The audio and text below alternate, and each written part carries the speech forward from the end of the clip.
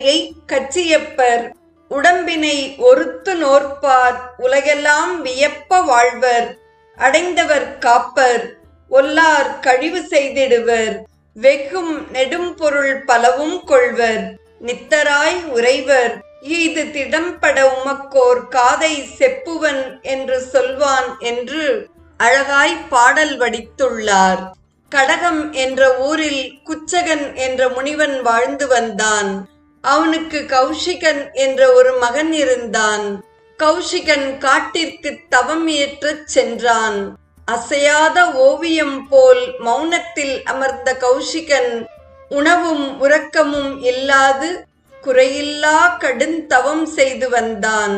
அசையாமல் தவத்தில் அமர்ந்திருந்த கௌஷிகனின் உடலில் காட்டு பசு, மான் முதலிய விலங்குகள் தங்கள் உடலில் உள்ள தினவு தீர உராய்ந்து செல்லும்.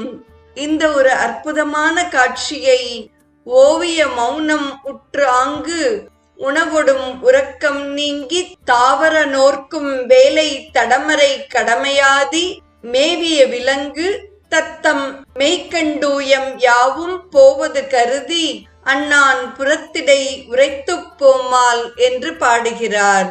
கௌஷிகனின் கடுந்தவத்தை கண்டு மகிழ்ந்து மெச்சிய சிவபெருமான் அவன் வேண்டிய வரங்களை அளித்தான். கௌஷிகன்